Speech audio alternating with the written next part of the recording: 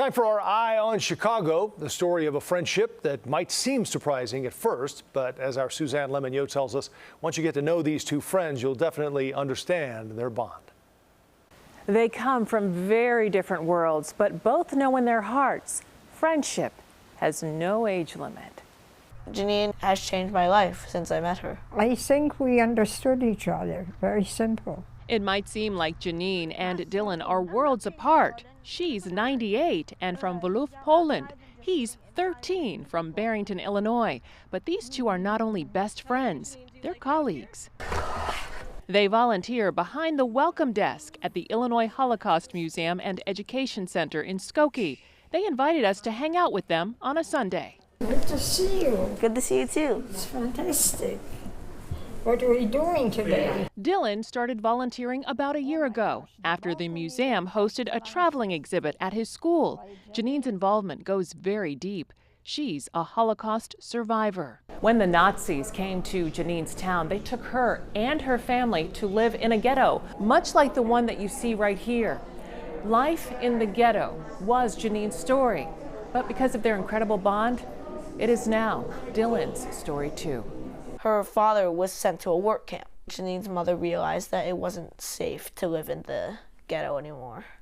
So she sent Janine to work in a field. It's still forced labor. It wasn't nearly as bad as the conditions in the ghetto. I have been a witness. Janine sees her story on the walls of the museum. It is impossible to describe the conditions under which the Jews of the ghetto are now living. Only a few will be able to hold. I had my mother. I don't know what happened to her. I feel horrible because she had to experience this. Dhilan sees the pain she still carries. To have a friend who has a widely different experience than my own.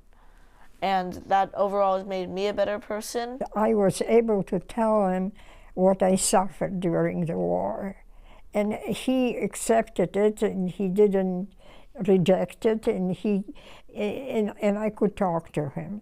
And I think that was very important. Part of Janine's mission is to tell her story to people who visit the museum.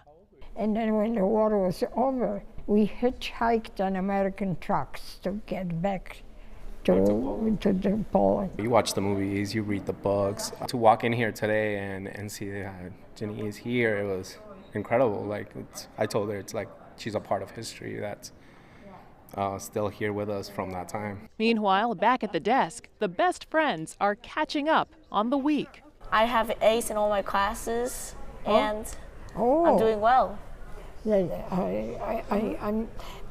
I'm not surprised because I know you're very capable. I got 100 on my science test. See, I was right.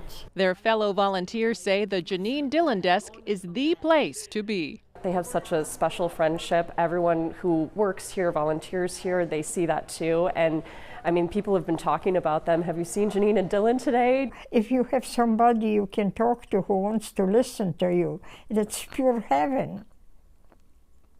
It is. Janine is a wonderful person who has dedicated her life to telling people about her story, and she's one of the best persons I've ever met.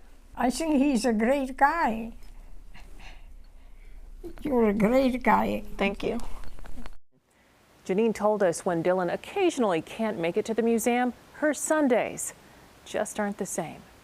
Back to you. Suzanne, thank you. To learn more about Janine's story and many others, you'll find a link to the Illinois Holocaust Museum and Education Center on our website. That, of course, cbschicago.com.